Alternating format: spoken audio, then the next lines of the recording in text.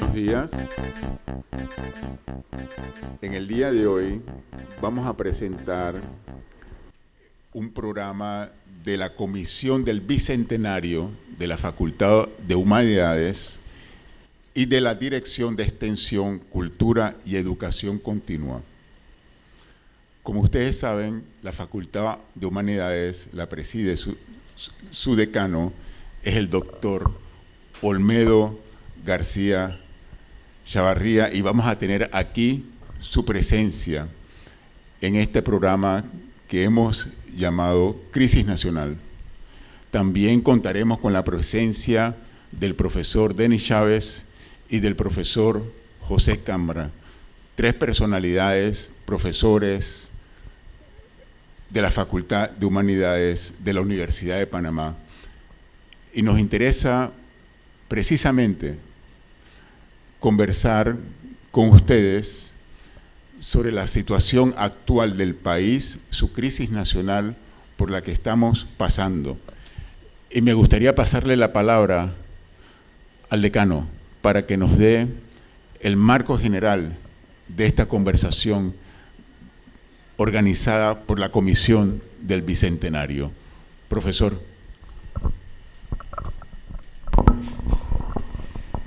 Muy buenos días a todos y a todas. Quiero felicitar a nuestros colegas que hoy nos acompañan, profesores de la Facultad de Humanidades, y conjuntamente en la mesa nos acompaña nuestro compañero, profesor del Departamento de Historia, amigo histórico, profesor Denis Chávez, y a mi derecha al compañero José Cambra, director de la Escuela de Sociología de la Facultad de Humanidades, que además de un académico prolífico, es un militante revolucionario que nos ha acompañado en las últimas luchas históricas y políticas de nuestro país. Quiero también reconocer a la Dirección de Educación Continua que preside el profesor Florencio Díaz y a la Comisión del Bicentenario que ha convocado a este foro, que lo dirige el profesor Celestino Araúz y el profesor Denis Chávez. ¿Cuál era la preocupación real de los compañeros de nuestra facultad? Hay dos objetivos por los cuales nosotros sentimos la necesidad de hacer este conversatorio. En primer lugar, vivimos la explosión de una crisis nacional, quizás la más profunda de la última década. Esa crisis se expresó en un levantamiento nacional, desde el Darién hasta Boca del Toro, en demanda y en exigencia del respeto de la institucionalidad, en rechazo de un modelo de la seguridad social, en defensa de los recursos hídricos de nuestro país y en la denuncia del intervencionismo que los Estados Unidos ha venido realizando a través de acciones, legitimándolo sobre la base de acuerdo de entendimiento. Esto puso en peligro la democracia y nuestro pueblo se levantó. Los sindicatos, los docentes, las universidades, tratando de denunciar el peligro que se cernía sobre la democracia. ¿Cuál era el contexto mundial? A nivel mundial había una visión geopolítica del mundo de que la crisis que estaba viviendo la humanidad no era una crisis política, sino una crisis económica.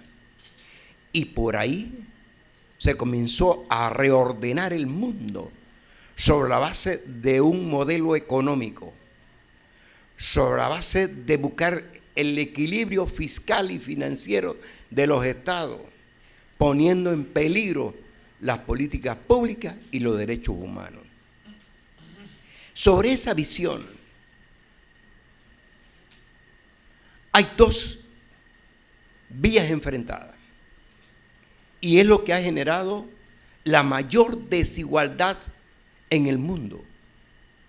Según Oxfam, el 2% del mundo concentra el 93% de la riqueza de la humanidad. Esto pone en peligro no solamente la democracia, la participación, sino que ha puesto en peligro una visión de la organización del aparato político de la sociedad. Esto se derivó a nivel nacional.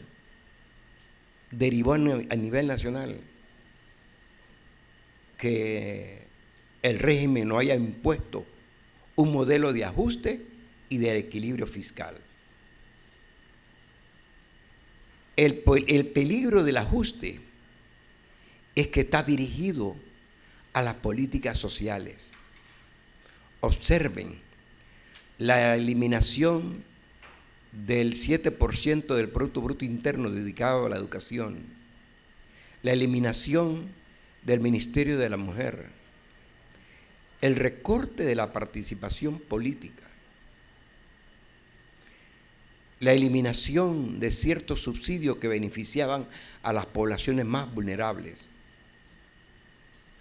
Esto es el modelo. Pero además se fue creando una guerra cognitiva en el mundo sobre la base de que las redes neuronales son las redes de comunicación del conocimiento, de la ciencia y de la cultura. A eso le llamaron la batalla cultural. Esa batalla cultural comienza a desfinanciar tres pilares básicos de los jóvenes: la ciencia, el conocimiento y la cultura. Sobre estos tres ejes que nosotros queremos hoy conversar en el marco para dedicarle en los 90 años aniversario de nuestra Universidad de Panamá, que no son 90 años de lucha, de compromiso, de solidaridad, sino son 90 años que nosotros queremos tener viva y encendida la luz para seguir iluminando a nuestro pueblo.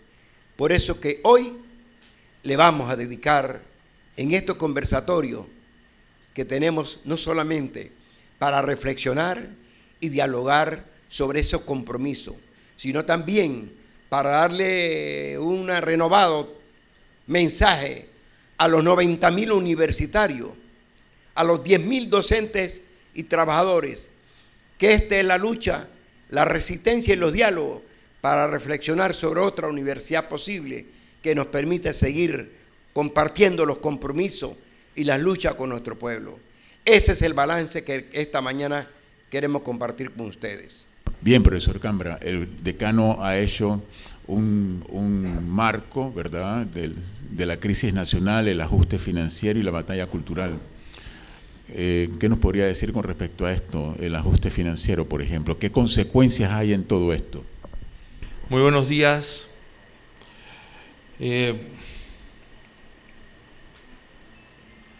Una vez Miguel de Unamuno,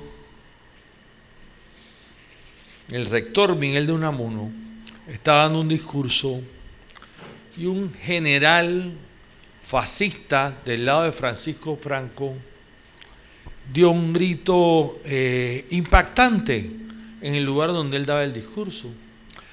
Gritó: muerte a la inteligencia. Ese grito típico del fascismo se dio también en las universidades alemanas cuando las bandas nazis ingresaban a las universidades con barras de hierro arrematar al profesorado y al estudiantado. Y el símbolo tal vez más terrible fue lo de la quema de libros en la Alemania nazi. Sin decir que vivimos exactamente un modelo parecido al fascismo. Decenas de miles de latinoamericanos en Los Ángeles sufrieron hace pocos meses el terror de que la migra los cazara como si fueran animales en los centros industriales de Los Ángeles para deportarlos, sabiendo que esos centros industriales tenían como mano de obra precisamente a los hermanos, a los hijos de los más vulnerables en Centroamérica, en Suramérica. Tal vez eso no nos es conocido a nosotros porque Panamá, salvo cuando hubo el periodo previo a la invasión en que sufrimos de un cerco económico, tuvimos migración hacia Canadá a recoger manzanas. Y es muy probable que algunos de sus familiares sufrieron el desempleo terrible que en menos de 2 meses asoló a 80.000 panameños que fueron despedidos de su trabajo. Lo único que ha superado esa situación es la pandemia del año 2020, de la cual todavía no nos recuperamos y que la empresa privada utiliza para justificar el desempleo en este país. Lo digo porque la Universidad de Panamá y sus autoridades han recibido una campaña infame de insulto por parte del actual gobierno, porque este es un gobierno de la misma orientación que Trump. Por eso hay un convenio entre Trump y el gobierno que permite bases militares en Panamá, pese al artículo 5 del Tratado de Neutralidad que las prohibía desde el año 1999, desde el 31 de diciembre. Por eso es que en este país se dice que hay que cambiar el modelo de pensiones para que todos ustedes, los estudiantes que están aquí, reciban ahora el 30% de su salario, cuando nosotros recibimos apenas el 60% y ya tenemos dificultades, y ya tienen los jubilados y pensionados de este país dificultades. Y esta nueva norma lo que va a hacer que ustedes en el futuro tengan una vejez debajo de los puentes, porque a eso lleva esa reforma. De esa misma manera, los ataques a la universidad han significado que hay reducción del presupuesto de este año y el próximo año de 87 millones. Y si los estudiantes y profesores se quejan de los baños de esta universidad, se quejan de los techos a través de los cuales hay filtraciones en esta universidad, si se quejan de la falta de insumos en los laboratorios, si nos quejamos de los problemas de seguridad, imagínense lo que va a hacer con el recorte que viene.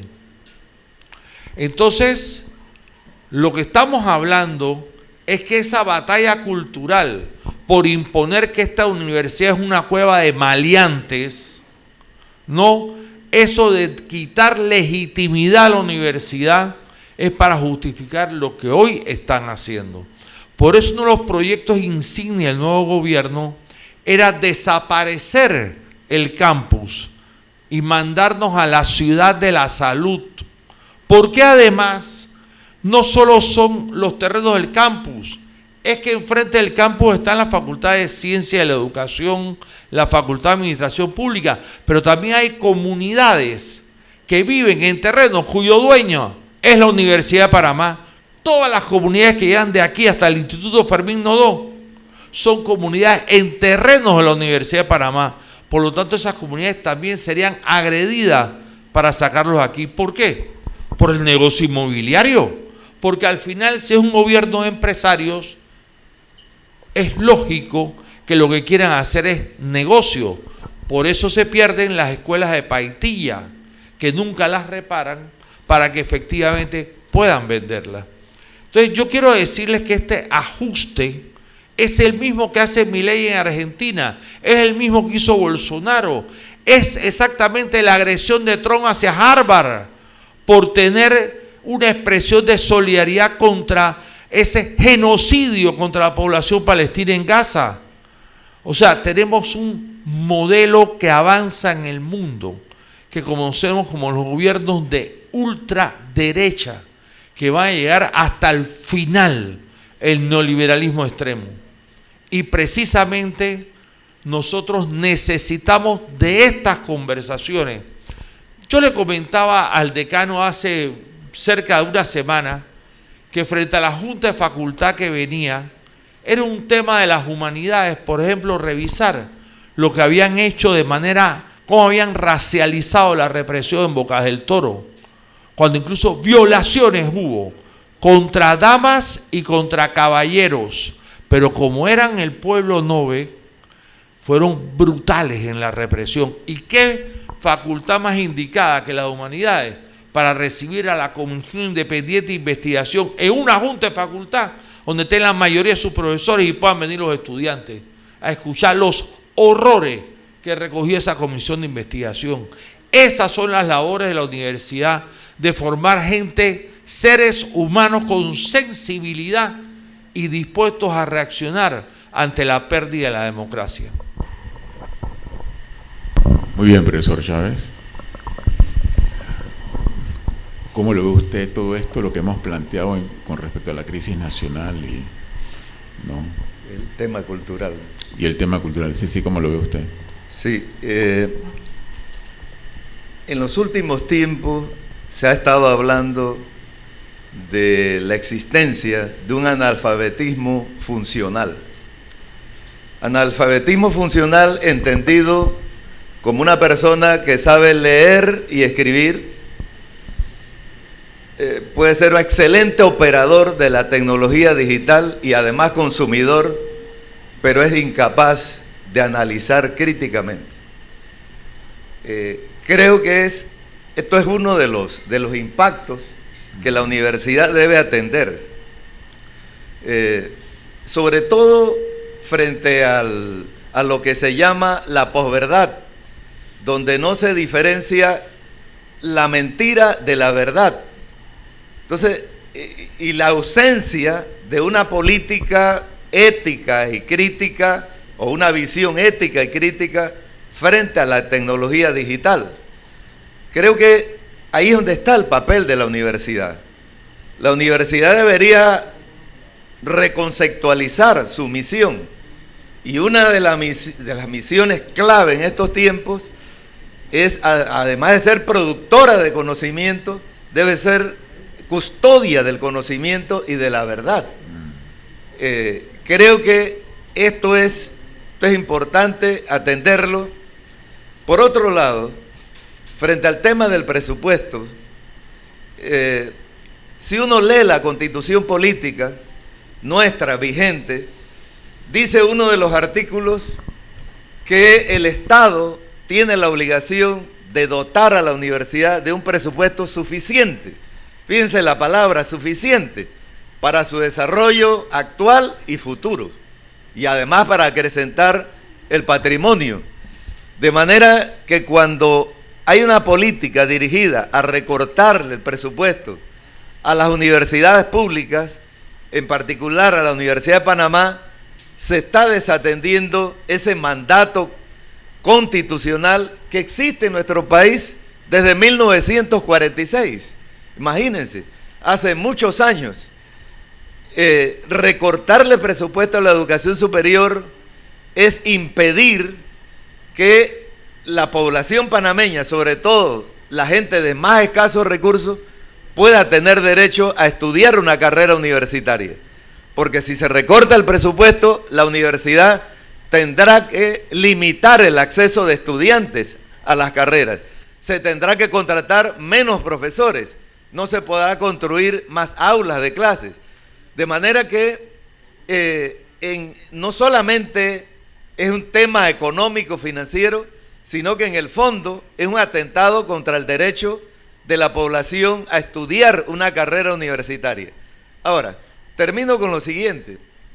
Me parece que el presupuesto de la universidad también amerita una mejor defensa. Una mejor defensa.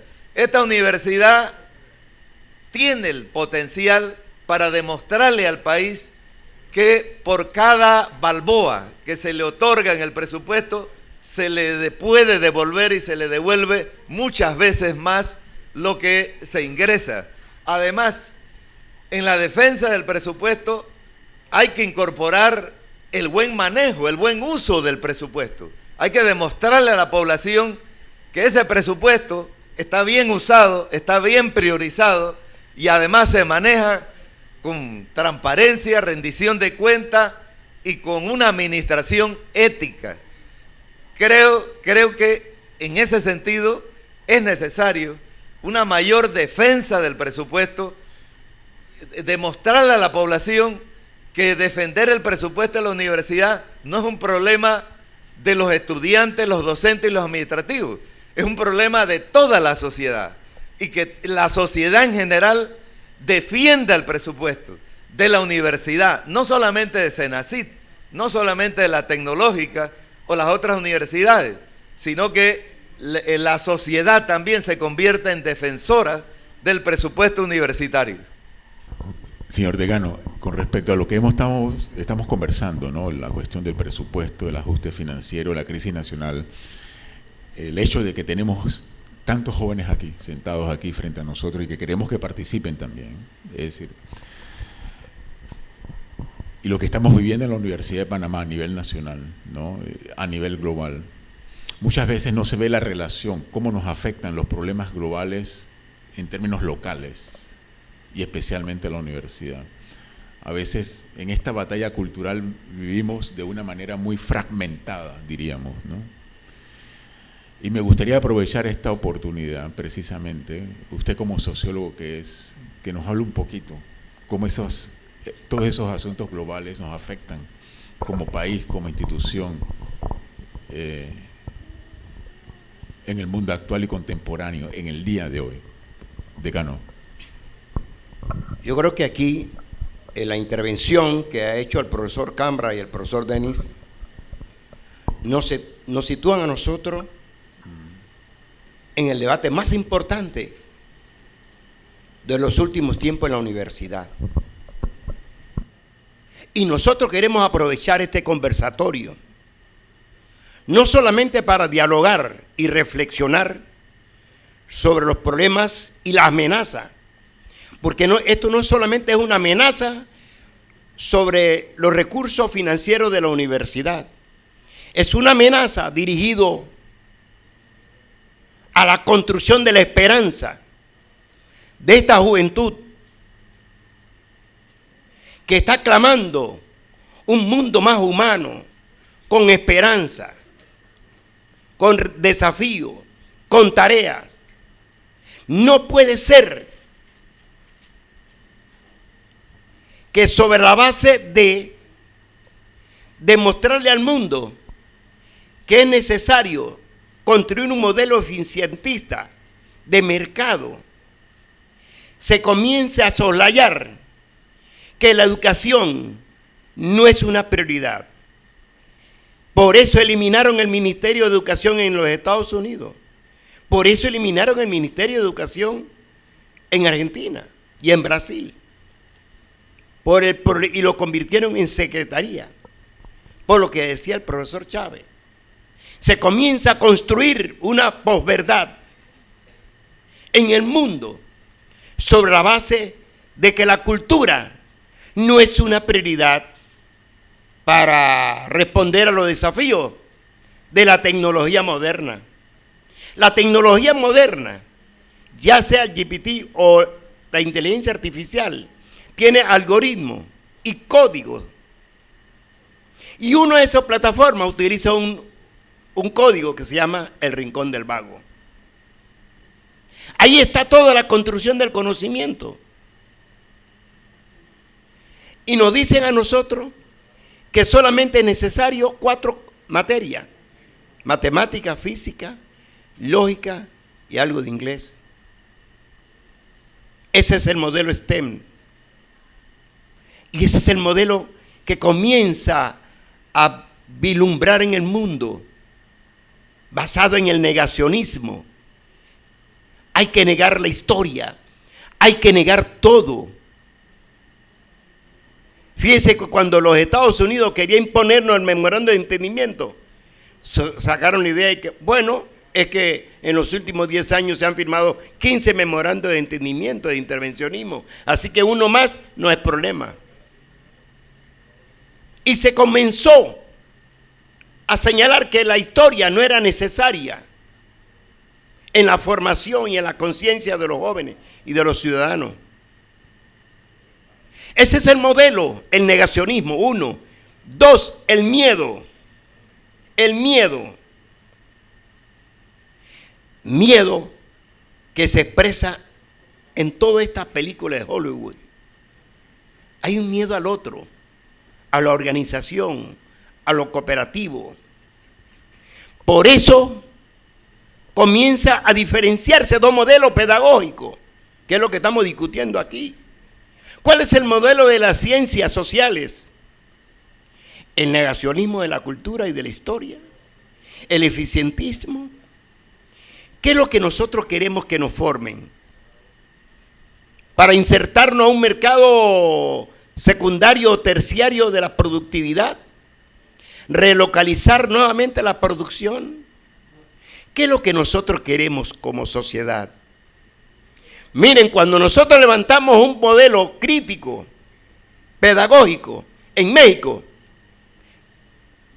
fusilaron a 43 jóvenes estudiantes en la matanza de Ayotzinapa. ¿Por qué lo mataron? Porque levantaron un modelo de educación pedagógica crítica, liberadora. Entonces hay que colapsar todo este modelo, que es lo que estamos discutiendo. Y hoy se agrega un modelo de ahogamiento, solamente un ejemplo. Miren, compañeros, nosotros aprobamos $1 millón para financiar 4 grupos de investigadores, uno de los docentes, otro de los trabajadores conjuntamente con los docentes, otro con los estudiantes y un cuarto grupo los estudiantes con los docentes. ¿Y qué dijo el gobierno? Igual que lo que dijo, ¿por qué la Universidad de Panamá tiene que financiar 90,000 comidas diarias? ¿Por qué tiene que financiar la investigación a los estudiantes? Y ese fue el primer rubro que se eliminó del presupuesto de autogestión. Es decir, esto es lo más importante. Tenemos que tomar conciencia de que estamos construyendo un proyecto basado en el metaverso. No en la conciencia ciudadana ni de los jóvenes que han ido construyendo sobre esa lucha, sobre un modelo pedagógico en nuestra universidad, sobre la conciencia de que es necesario crear más esperanza. Esto es lo que está en peligro. Y yo creo que es importante tomar conciencia. Esa peleita de debatir sobre qué estudiante es regular o no regular, esos son barrios de trifulca. Lo más importante es que nos quieren quitar la responsabilidad, como dijo el profesor. Tenemos garantías constitucionales, históricas, morales, de defender un presupuesto que atienda a los desafíos de la formación de nuestros jóvenes, pero que se debata a lo interno de nuestra universidad. Y si los desafíos por este camino son los desafíos de una ciencia social o de una ciencia más comprometida, esa es la ciencia que nosotros queremos. Déjenos soñar, déjenos ilusionarnos. Por eso, ese es el debate que nosotros hemos abierto aquí. La Comisión del Bicentenario nos dijo a nosotros: qué mejor reflexión, este diálogo de saberes entre los compañeros y los estudiantes, en homenaje a los 90 años de existencia de nuestra universidad. Gracias por tenerlo esta mañana. Nos gustaría abrir este periodo de preguntas y respuestas, ¿sí? ¿Quién quisiera? También los profesores pueden intervenir, ¿eh? Están invitados. Profesora Nais. Efectivamente, aquí hay estudiantes de diferentes carreras. Paradójicamente, la mayoría probablemente son de aquí de humanidades y no se conocen entre ellos. Una de las cosas en las que yo he estado reflexionando mucho luego de la actualización del plan de estudios de español es que cuando todos nosotros éramos estudiantes, aquí había un primer año de estudios generales, que era el intermedio entre la secundaria y la carrera de especialidad. En ese espacio llamado estudios generales se conocían todos los estudiantes de la facultad porque se podían mezclar en los distintos grupos. Había estudiantes de español, de sociología, de geografía, y todo el mundo se conocía. Con esta nueva instrumentación de lo que se denomina tronco común y que las materias han sido distribuidas a lo largo de la licenciatura, los de español nada más que conocen a los de español, los de sociología a los de sociología y así sucesivamente. Y a mí me preocupa esa atomización porque efectivamente ese diálogo tan necesario, ese intercambio, ese conocimiento que debe haber entre la familia humanística no se está dando. Y eso contribuye probablemente al ensimismamiento del estudiante, a la no interdisciplinariedad entre nuestros estudiantes. Nosotros aquí estamos, por lo menos desde nuestra escuela de español, procurando en nuestros estudiantes que se atrevan a expresarse sin miedo, porque vienen de una educación pública rota, con demasiados vacíos, con demasiadas limitaciones, y de alguna manera nosotros hemos estado tratando de hacer algo, pero es difícil si no existe la interdisciplinariedad, si ellos no conocen a sus hermanos de sociología, de filosofía, a sus compañeros del turno nocturno. Esa vida universitaria yo creo que hay que empezar a reconstruirla, a revitalizarla, porque eso nos fortalecería. Sin miedo, allá tenemos a una. Perfecto, venga. Como estudiante siento que no tengo voz porque soy un individuo y veo causas que necesitan que haya unidad entre nosotros, pero a veces por el miedo, por la vergüenza, no somos capaces de pelear por esa causa. ¿Cómo podríamos, como estudiantes, empoderarnos para luchar principalmente por este presupuesto que va a bajar y que por supuesto a todos nos va a dejar una calidad estudiantil peor a la que tenemos ahora? Mi pregunta es, ¿por qué se sigue hablando de una crisis democrática cuando históricamente en la formación del país nunca ha existido una democracia en la que el poder y la libertad recaigan enteramente en el pueblo? Un comentario sobre lo que ha planteado la estudiante de español. Creo que esto es un llamado a algo que los que estamos sentados aquí sí vivimos y sí conocimos. Él fue secretario general de la Asociación Federada del Instituto Fermín Nodó. Él fue miembro de la Junta Directiva de la Asociación de Estudiantes de Geografía. Este servidor fue miembro de la Junta Directiva de la Asociación de Estudiantes de Filosofía. Y usted tiene que decir, usted viene desde Buenos Aires en el estudio y él viene del activismo estudiantil en Puerto Armuelles, si mi memoria no me falla. Bien, lo que iba a decir es lo siguiente. Ustedes han entrado a una escuela secundaria que vivieron como una prisión, ¿bien? Donde les decían qué era lo bueno y qué era lo malo. No todos los docentes, evidentemente encontraron docentes que generaron gira, participación, ganas de hacer cosas distintas. Entraron a una universidad donde a veces hay unas elecciones estudiantiles donde participa la minoría. Pero ustedes no entraron a la universidad que nosotros entramos, donde era lo normal que cada mes hubiera una asamblea de estudiantes y que nosotros no tuviéramos que esperar la evaluación final de los profesores, sino que nosotros íbamos a hablar con los profesores los problemas académicos que había en las aulas, con respeto, pero con criterio.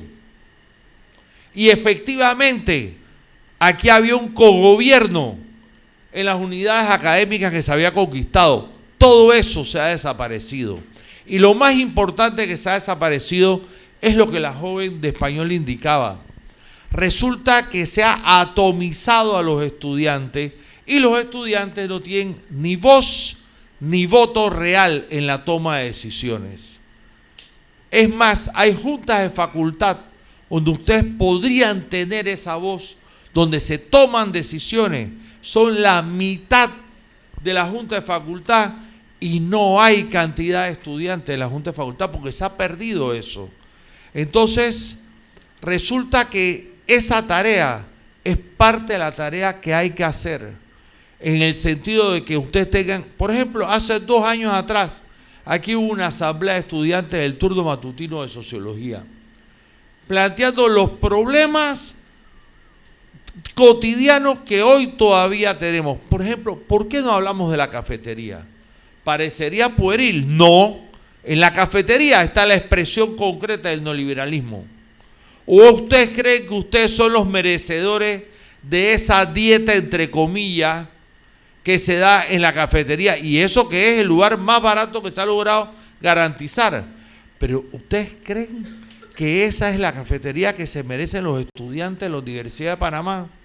¿Usted cree que esos son los baños que se merecen los estudiantes de la Universidad de Panamá? Pero vienen acostumbrados de secundaria a los malos baños, a que no tengan el derecho a los comedores, etcétera. Y esas cosas son las que siempre se reivindicaron en los periodos anteriores en que existía movimiento estudiantil.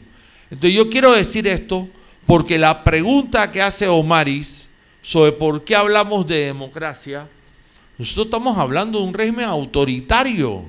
Es más, estamos hablando de que aquí democracia en el país, democracia como quisiéramos tener la participación de todos y todas, no se da.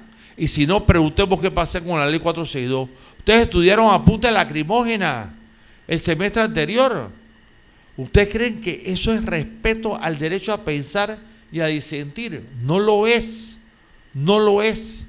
Y como no lo es, por ejemplo, que los fondos de educación sindical hoy se los dan a quienes son del gobierno, que la Central General de Trabajadores de Panamá está intervenida para quitar a la profesora Nelva Reyes, que el Subtrac tenga sus cuotas sindicales secuestradas por el gobierno y por el gran capital, y que haya habido los asesinatos y la represión en todo el país, sobre todo en Bocas del Toro.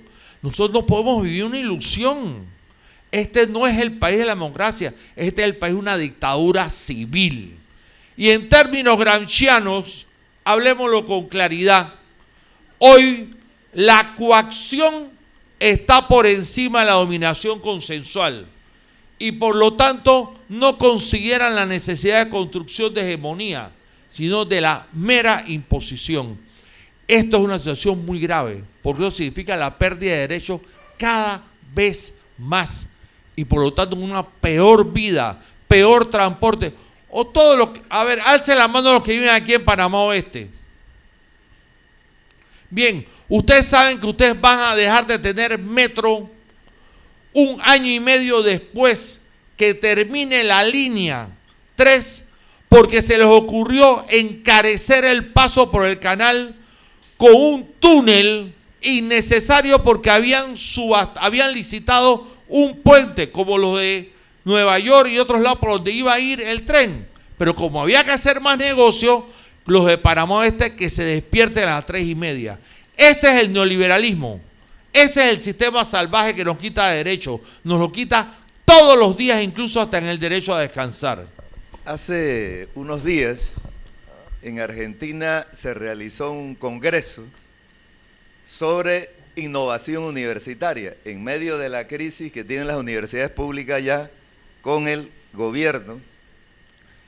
Y en ese congreso, un expositor mexicano decía que cuando él entró de estudiante a la universidad y cuando entró como profesor, que es el caso nuestro, la vida universitaria era diferente a la vida universitaria de ahora. En aquella época, la vida universitaria era una vida de, como decía José, de constante discusión, de constantes debates. Cuando usted entraba aquí en la entrada principal de la Transísmica a la universidad, no le cabían la cantidad de volantes y comunicados de los diferentes grupos analizando la situación nacional o la situación de la universidad.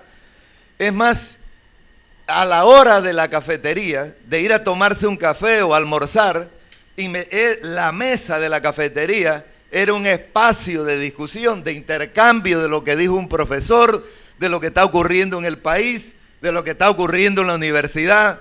Eran los congresos, seminarios, simposios, no solamente los organizaban las autoridades, sino que las organizaban los estudiantes, los organizaban los profesores, se organizaba desde abajo y había una constante discusión en la universidad.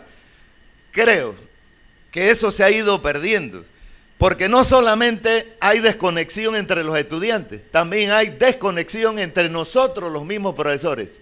Casi ni nos vemos, ni discutimos, incluso profesores que dictamos la misma asignatura, no tenemos un espacio de intercambio, de experiencia.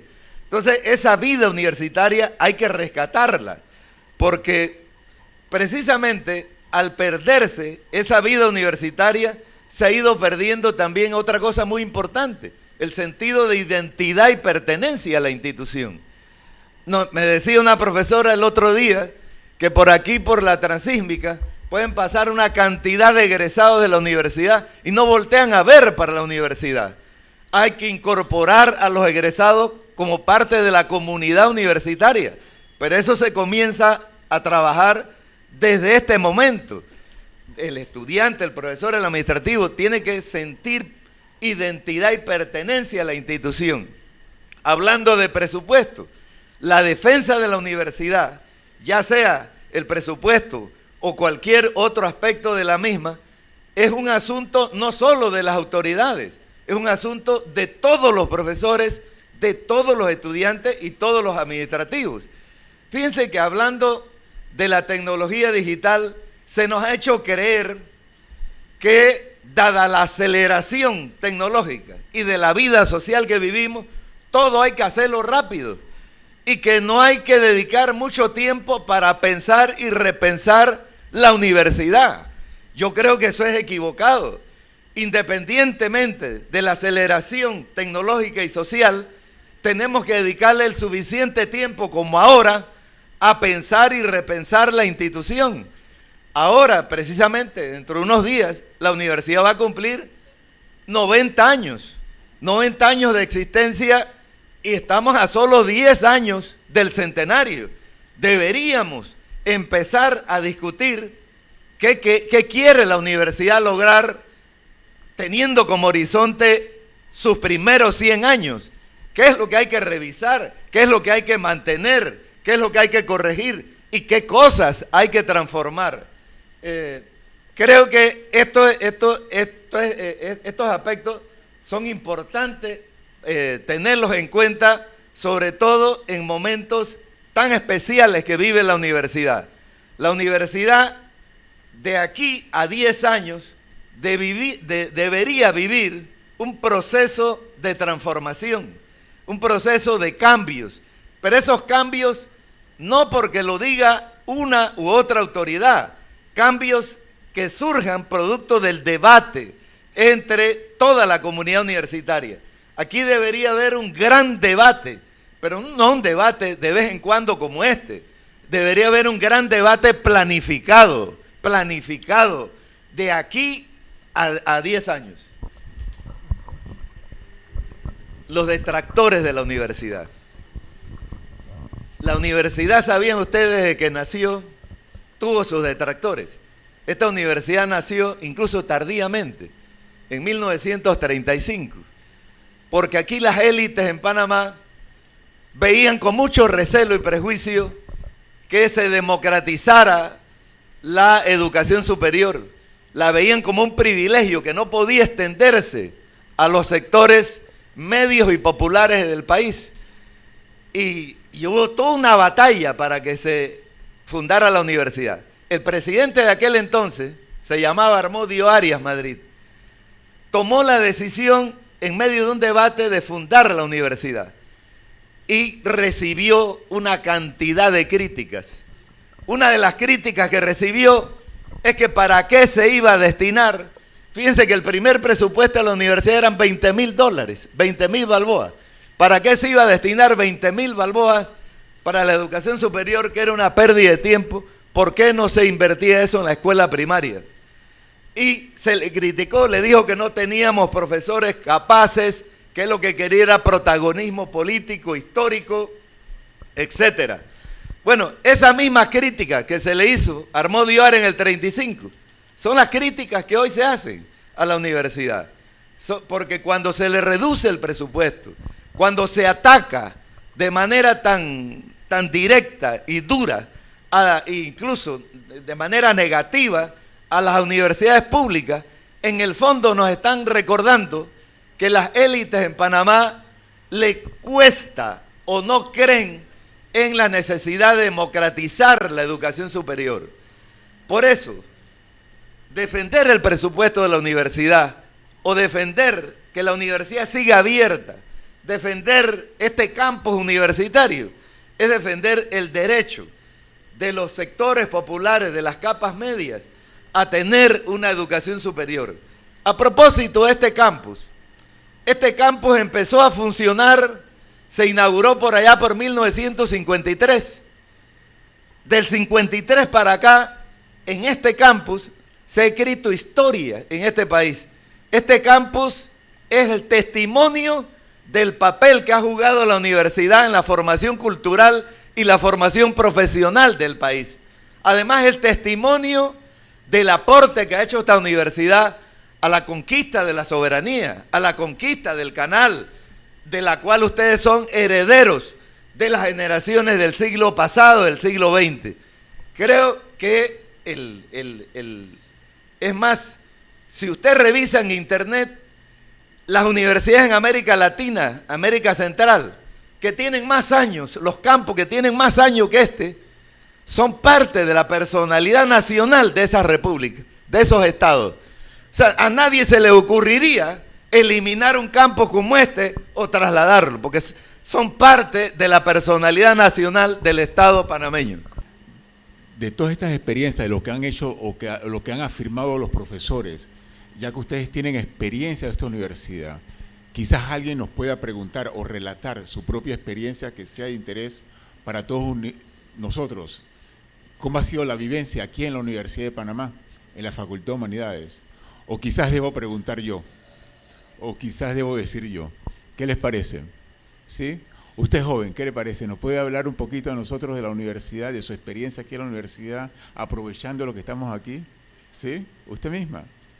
La mayoría hemos vivido el semestre pasado, los gases, tener que aguantarse esos estudiantes, porque aquí nadie es solo porque sí, cada quien busca superarse, y siento que el gobierno, en vez de apoyar a los estudiantes, hacer eso, como darle la espalda a la juventud, porque en vez de darnos incentivarnos a querer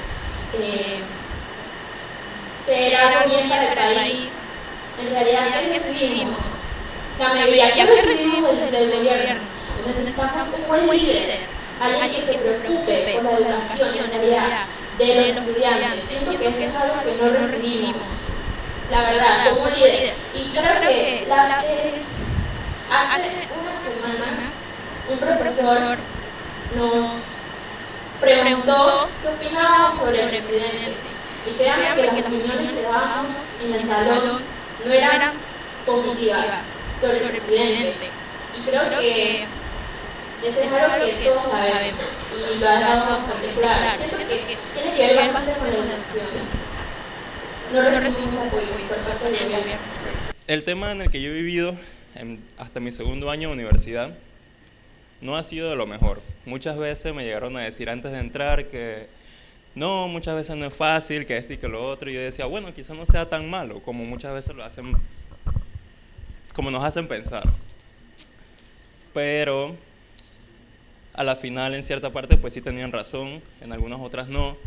Hemos pasado por muchas cosas difíciles como estudiantes, no ha sido fácil. Muchas veces, como dice mi compañera, no nos apoyan. Buscamos en quién poder encontrar esa fuerza, esa motivación, esa inspiración para decir, bueno, hoy me levanto, hoy voy con todas las ganas de estudiar, pero en realidad hay veces en donde simplemente no la hay. No estamos en un ambiente en el que quizás nos lleguemos a sentir apoyados, queridos. Muchas veces la comunicación entre el profesor y el estudiante no es muy buena y no encontramos esa forma, tanto del profesor ni tampoco del estudiante, de encontrar esa conexión, esa unión, de que uno tenga el pensar y el decir sobre que, bueno, podemos arreglar estas cosas de cierta manera, de esta quizá no. Como decían ustedes como profesores, que antes se mencionaba mucho que habían conversatorios, debates muy frecuentes, cosas que hoy en día pues en realidad no hay. Y si hay, muchas veces se hacen aparte, pues muchos estudiantes no nos enteramos. No hay una repartición de volantes, como mencionaba. Y en realidad muchas veces es triste de ver, es difícil, no es fácil. Y mucho más como estudiantes que sabemos por lo que pasamos, por todo lo que hemos vivido, por las protestas, las huelgas, por muchas veces tener que correr peligro, porque muchos venimos desde muy lejos hasta aquí a dar clases, y que si los tranques, que si los cierres de calle, y es muy cansón. Cansa mucho el hecho de que uno no tenga la certeza de decir que voy a un lugar 100% seguro, que es como siento yo que deberíamos sentirnos todos al estar aquí. Y sin duda que no vendría para nada mal el apoyo tanto de profesores principalmente, como de entre nosotros mismos que nos rodeamos, y claro, el gobierno, que siento que es quizás el pequeño problemita principal de todo esto. Gracias. Decano, ¿quiere? Acá, venga. Oiga, pero miren, qué rico, muy contento, muy bien, muy bien. Buenas tardes, soy estudiante de la Escuela de Español. Se habla mucho de lo que se hacía anteriormente, participaban, más que todo, lo que se hacía en todo este tiempo que era provechoso para todos los profesionales que ya existen. Una de las cosas que hemos mencionado es que como estudiante, yo soy de primer ingreso, no tenemos esa convivencia que tal vez ustedes sí tuvieron. Pero ¿por qué se dejó de hacer principalmente? Ahí cae la responsabilidad sobre aquellos que deberían mantener esas acciones, esas reuniones, esos momentos. Se organizó este tiempo para poder tocar este tema. ¿Por qué anteriormente no se puede hacer? ¿Por qué tiene que ocurrir algo siempre dentro de un lugar, una situación para que el panameño, para que la universidad ejecute algo?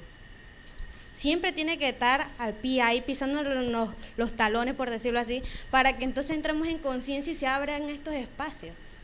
Entonces, los profesores dicen, es necesario que hagan estos espacios, es necesario que cada uno se integre en aquella visión, pero ¿cómo lo hacemos si muchas veces ni siquiera nos enteramos? Ni siquiera sabíamos que existía un momento así donde todas las facultades podíamos reunirnos y, ¿sabes qué? Escuchar eso que sociólogos, geógrafos, filósofos sepan y compartan con todos.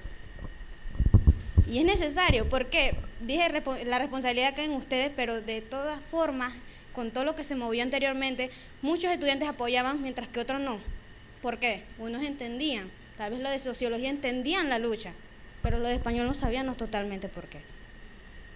Entonces es donde vemos la necesidad de que todos estemos en sintonía y podamos, como quien dice, acoplarnos a una sola visión para lograr aquello que ustedes luchan, que todos como panameños deberíamos luchar.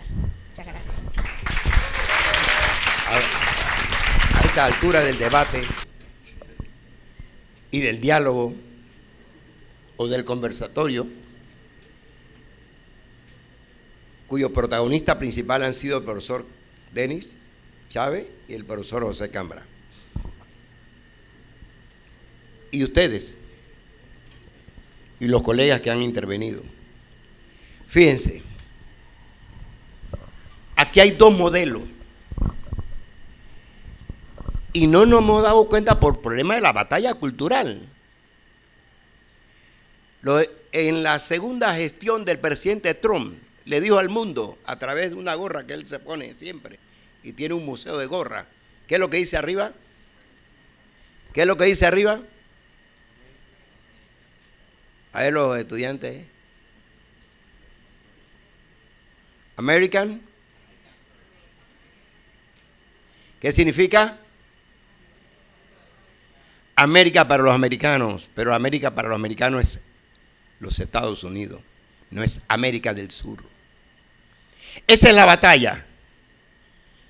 Y por eso el presidente Trump lo primero que dijo para definir el mundo y mandar el mensaje claro, porque el presidente Trump hoy asume un liderazgo, como decía el profesor Cambra, a través de una hegemonía, que es el metamensaje. El metamensaje. El Golfo de México ya no se llamará México. Groenlandia es nuestra. ¿Qué más? El canal de Panamá.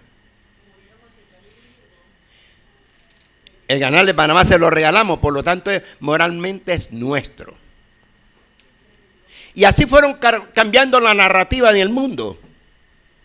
Por eso que la profesora Nay señaló, hace 15 años, 20 años, 30 años, tenía un modelo que quizás no era el más avanzado.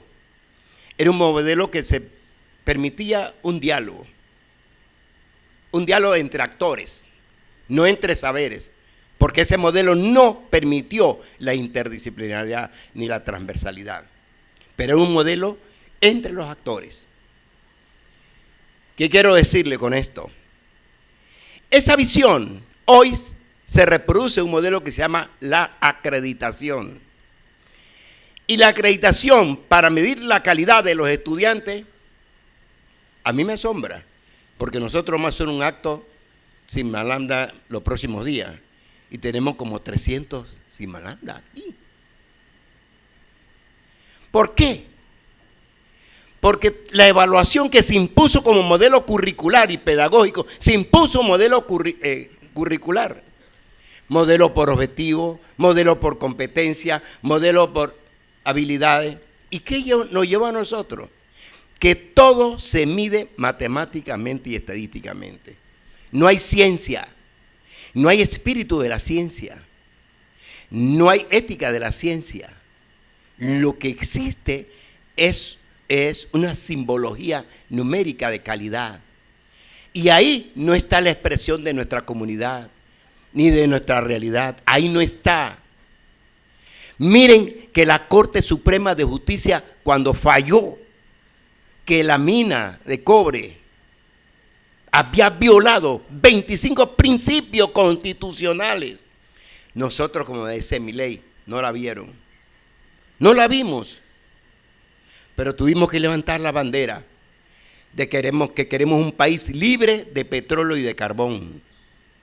Pero ese modelo educativo que nos están imponiendo es el modelo para no pensar, para no descifrar nuestra comunidad y nuestra realidad. Por eso es que nuestra verdad está en un metaverso. Observen cómo lo utiliza el presidente Trump.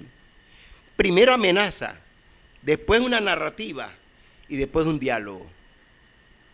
Es exitoso porque genera primero miedo, segundo descalabra toda la estrategia del oponente y tercero crea un diálogo para poder imponerlo de él. Ese es el modelo que estamos utilizando aquí. Estamos pensando que nosotros somos primeros en la publicación de libros, somos los primeros en publicación de cita, somos los primeros en investigación, pero aquí estamos cuestionando dónde está la esencia y el espíritu de nuestra vida, en dónde está ese proyecto de vida. ¿Quién nos ha explicado cuál es el proyecto de vida? Afortunadamente, la esencia de la Universidad de Panamá nació, como decía el profesor Chávez, de la esencia histórica y de sus luchas. Así nació nuestra universidad.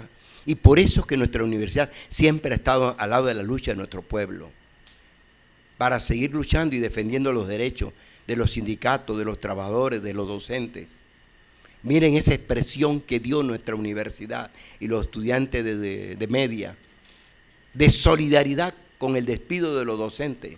Es un ejemplo de compartir sueños y esperanza de los docentes. Lo hicieron nuestros compañeros estudiantes. Y esta facultad ha sido víctima porque hay más de 30 profesores que han sido destituidos por haber levantado la bandera, la reivindicación de un modelo de seguridad social. En homenaje a ello, queremos darle un aplauso caluroso a esos compañeros que han sido destituidos en este foro de los estudiantes y una dedicación a la solidaridad con nuestra universidad y con nuestros docentes. Por eso, creo que es importante, finalmente, decirle que no solamente es suficiente luchar por un presupuesto, luchar por un proyecto de vida que nos comprometa a nosotros en la educación, pero también en la lucha. Miren ustedes el ejemplo que nos dieron los estudiantes de Buenos Aires. Solamente lograron redefinir el proyecto de financiamiento en las calles. En las calles. Y ahí se definió cuál era el rumbo de la educación superior. Esto es lo que nosotros queremos. Este acto que hemos hecho hoy, dedicándole en los próximos días el 90 aniversario de nuestra universidad, es que queríamos también tener un diálogo con nuestros estudiantes, con nuestros profesores, además aprovechando la reproducción del canal de televisión de la Universidad de Panamá, para crear más conciencia. Solo los pueblos que crean conciencia tienen esperanza. Gracias, compañeros y compañeras. Muy bien. Perfecto. Antes de finalizar el acto, gracias, profesor. Gracias. Vamos a darle por última la palabra al profesor Chávez y al profesor Cambra, ¿no? Cortito, por favor. Sí. A mí me parece que lo que planteó la joven debería recogerse aquí, no para debatirlo, sino como un tema a pensar, porque ella se preguntaba y nos preguntaba, ¿desde qué momento empezaron a cambiar las cosas en la universidad? De esa vida universitaria que hay que rescatar, del pasado. Fíjense que estamos hablando de una vida universitaria del pasado que hay que rescatar. Quiere decir que el pasado nos sirve para el presente. Incluso muchas cosas del pasado pueden ser consideradas innovación universitaria. Innovación no solamente es lo futurista, también puede ser algo del pasado.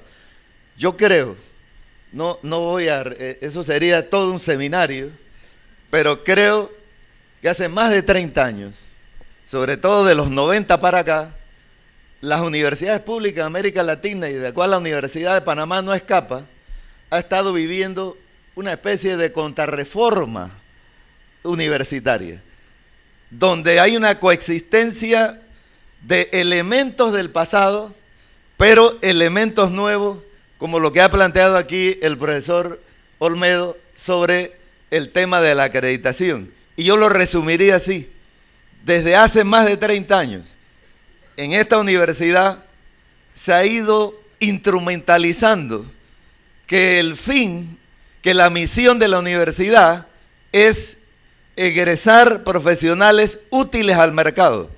Y por lo tanto, la enseñanza de las humanidades y las ciencias sociales no es necesaria. Se le ha ido restando el papel a las humanidades y las ciencias sociales en la formación integral. Creo que eso hay que revisarlo, precisamente ahora en los 90 años de la universidad. Mensaje final breve y corto. El profesor mencionaba a los docentes que apostaron por lograr para ustedes una mejor jubilación en el futuro y también para los padres de ustedes incrementar la que tenían, porque esas son condiciones básicas para poder tener una mejor vida. Hoy nos acompaña el profesor Diógenes Sánchez, que es profesor del Departamento de Filosofía, que fue secretario general de la Asociación de Profesores de la República de Panamá, que tiene una maestría en Filosofía Práctica y egresó del programa de doctorado en Historia. Es uno precisamente de los profesores que han sido represaliados y que son parte de los profesores de inglés, de español, de filosofía, que efectivamente de manera ilegal han sido separados sin salario, sin ningún respeto del Estado de Derecho, sin ningún respeto de las garantías. Bueno, en él vean su futuro si nosotros no cambiamos las cosas desde esta universidad. Lamentablemente, bueno, el profesor tiene su trabajo aquí en la universidad, ¿me explico? Y yo lo primero que quiero pedirles es un aplauso para esos docentes. Y además decirle que muchos de sus profesores, pregúntenle, y se van a encontrar con profesores separados sin salario en esas escuelas. En español son 5, en inglés son otros 5, en filosofía son 2, y así vamos a ir buscando los profesores represaliados de la Facultad de Humanidades. Yo quiero terminar haciendo una invitación a usted, si me lo permite el señor decano. El 30 de septiembre va a haber en el Paraninfo una junta de facultad y el señor decano va a dar un informe sobre el estado de la situación. Yo les quiero invitar a que participen. Yo sé que hay estudiantes electos para la junta de facultad, pero yo creo que ustedes deberían ver a sus profesores discutiendo los problemas nacionales. Esta junta de facultad 4 veces discutió el tema del seguro. Y el día 23 de abril, que los docentes comenzaron su huelga, nosotros hicimos un evento ampliado con estudiantes, profesores y administrativos y salimos aquí a darle solidaridad a los docentes. Y la policía de Molino nos recibió con bombas lacrimógenas. ¿Qué quiero decir con esto? Que los derechos que tenemos en esta burbuja, ya entra la realidad a quitárnoslos. Porque cuando ustedes salgan de la universidad ya no van a estar en la burbuja, en una burbuja que está bien pinchadita, sino que van a estar en una situación peor a la que estuvimos nosotros. Y por lo tanto, mi mensaje no es de desesperanza. Mi mensaje es ojalá que ustedes mismos se convoquen a sus asambleas por escuela, a su asamblea de facultad, que las asociaciones estudiantiles sirvan para eso, para que los estudiantes luchen por sus derechos y tendrán a los profesores, tengan la seguridad junto con ustedes. Muchas gracias.